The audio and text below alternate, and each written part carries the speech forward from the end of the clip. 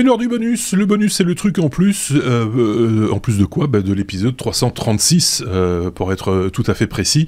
On avait encore des choses à dire. Épisode assez long, mais il reste encore des choses à dire.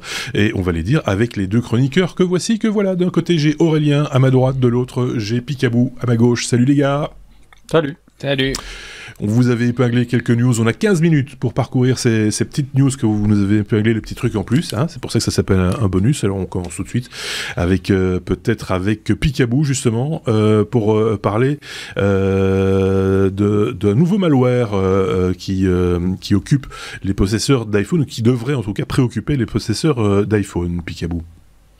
Ouais, c'est juste pour vous avertir, vous mettre la puce à l'oreille, que une société californienne spécialisée en cybersécurité semble avoir découvert un malware qui, s'il était installé sur votre iPhone, pourrait utiliser la caméra, je pense aussi le micro, etc., pour vous espionner ou voir ce que vous voyez, sans que vous vous en aperceviez, malgré le fait que sur votre iPhone, normalement, quand la caméra est déclenchée, il y a un petit voyant qui vous signale que la caméra fonctionne.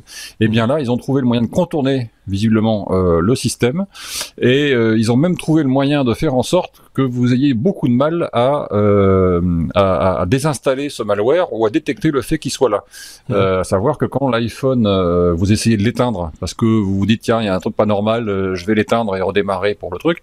En fait, quand vous appuyez sur le bouton pour éteindre, le malware contourne la procédure, vous fait voir ce que vous voulez voir, c'est-à-dire comme si l'écran s'éteignait de façon normale et allait se rallumer avec le petit logo de la pomme qui arrive, mais en fait, il vous a juste fait voir un écran, et votre iPhone ne s'est pas éteint en réalité et n'a pas redémarré. Ça, ouais.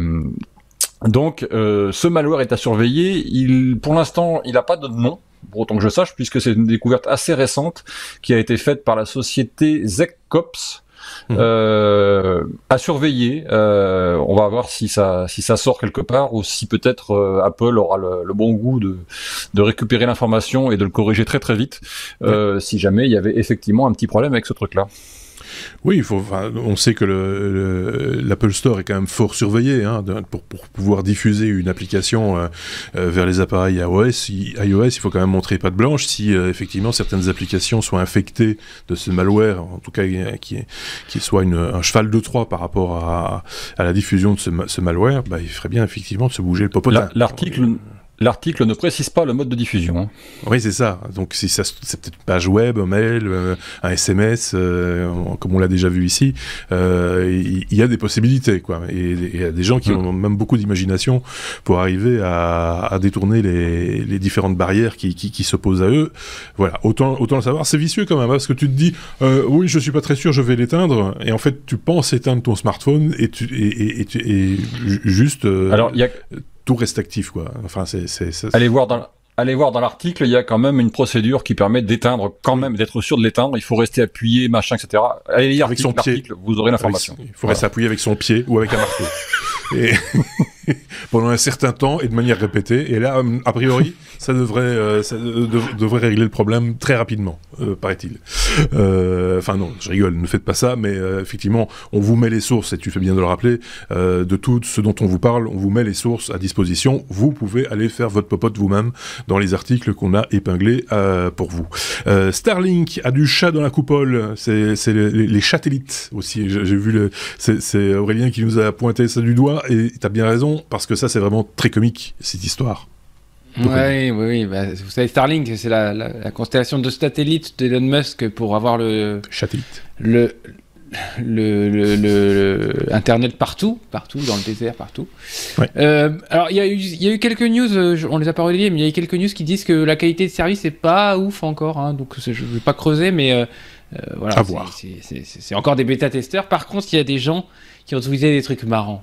Il y a notamment une photo sur Twitter, on vous a mis l'article avec le lien vers le tweet, où on voit un paysage tout enneigé, et puis la coupole, en fait, sous la coupole du satellite, il y a certainement des composants électroniques et qui font un peu de chaleur.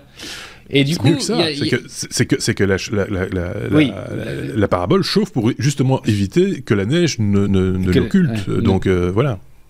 Ok. Donc, et donc ça, c'est parfait. Il y a plein d'animaux qui trouvent qu'un petit nid douillet un peu chaud, c'est pas mal. Donc on se retrouve avec 5 chats, voilà, 5 chats dans la coupole. Et puis il y a une autre photo aussi avec des oiseaux qui nichent dans la coupole d'une parabole Starlink. Alors il paraît que ça marche un peu moins bien, on capte un peu moins bien quand on a 5 chats dans la coupole ou des oiseaux qui nichent dans la coupole. Donc voilà. C'est une petite news rigolote. Si vous voulez avoir Starlink, il y a l'accessoire, c'est l'effaroucheur ou le répulsif et livré avec. Il faut trouver une autre solution pour leur dire non, ne venez pas, etc. Mais va dire non à un chat. S'il a froid à ses petites papates. Voilà.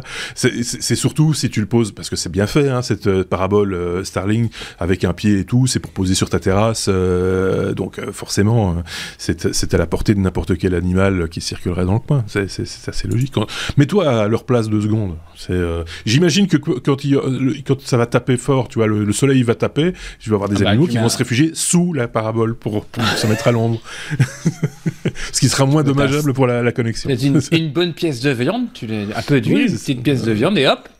Une petite pièce de barbecue. C'est un petit barbecue. Pourquoi pas, effectivement. Une grille, un peu de charbon et hop. Oui, pourquoi pas, ouais. C'est quoi ça, Aftershocks, Picaboo, qui change de nom pour s'appeler Shocks? De quoi s'agit-il? Alors, c'est à l'occasion du CES de Las Vegas, Aftershocks, qui n'est peut-être une marque que vous ne connaissez pas, mais qui est pourtant une marque qui fait quelque chose que je vous incite vivement, c'est pour ça que je voulais un petit peu parler de cette news rapidement, à essayer, qui fait des casques à conduction osseuse. Casques à conduction osseuse, c'est-à-dire ce sont des casques qui ne vont pas ni être sur vos oreilles, donc qui vont entourer vos oreilles ou être posés sur vos oreilles, ni être en intra, donc dans votre oreille. Si vous ne supportez pas ça, on peut comprendre, mais qui sont des casques qui vont être posés juste devant votre oreille, en haut de la mâchoire, et dont le principe est que les vibrations transmises par ce casque se répercutent directement sur votre os de la mâchoire et dans votre sans passer par le tympan, vont directement arriver dans votre oreille interne, et donc vous répercutez le son. Et vous allez pouvoir écouter de la musique, des podcasts, comme les technos par exemple, et sans vous assourdir en même temps. C'est une technologie qui est assez ancienne, mais qui est très bien maîtrisée par Aftershocks, qui justement, à l'occasion du CES, a sorti un nouveau casque.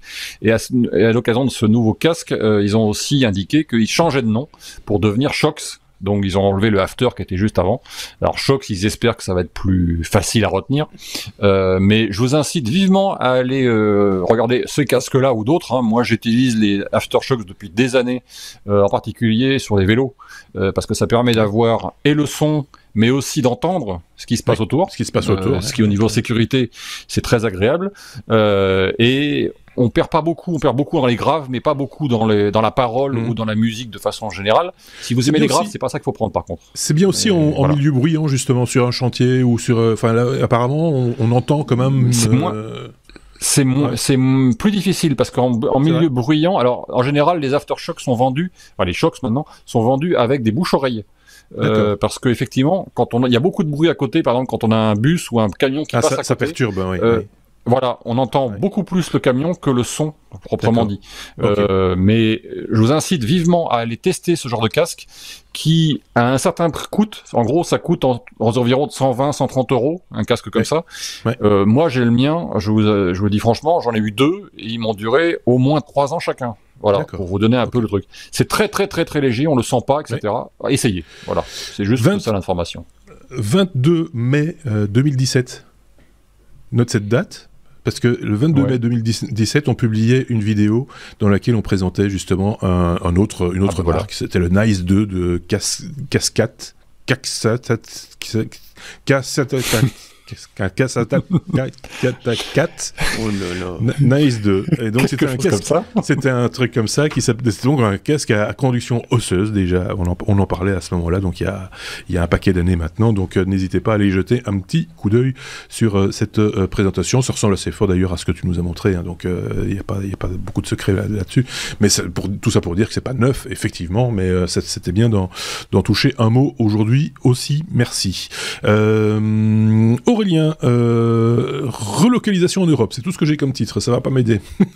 Si, parce que vous savez, il y a une petite pénurie depuis un petit bout de temps, on trouve plus de composants électroniques, tout ça. Oui.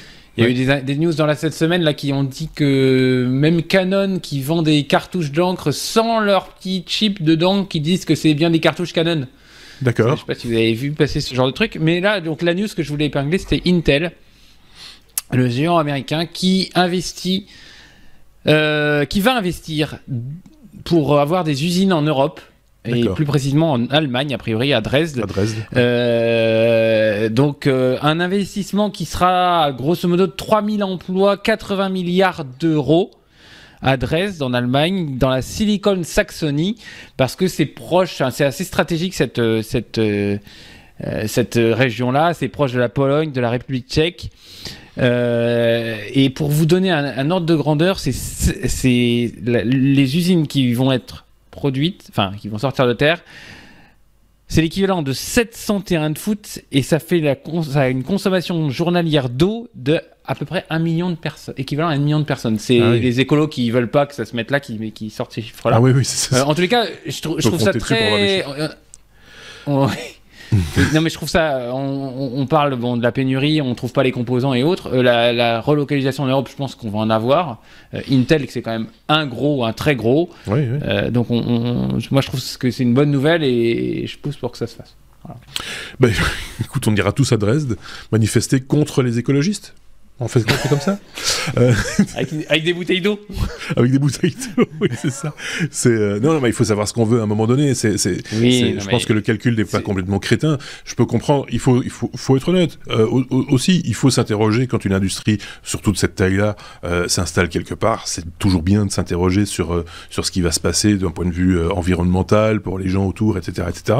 C'est bien aussi de se demander ce que ça coûterait aussi pour l'environnement de faire venir tous ces composants d'un autre pays à l'autre bout Exactement. du monde. Voilà, il y a 2 poids 2 mesures. Voilà. Et peut-être que l'Intel d'Allemagne va se substituer à un Intel d'ailleurs qui, par exemple, peut-être est dans une région du monde où on fait moins attention à la pollution. Je ne sais pas.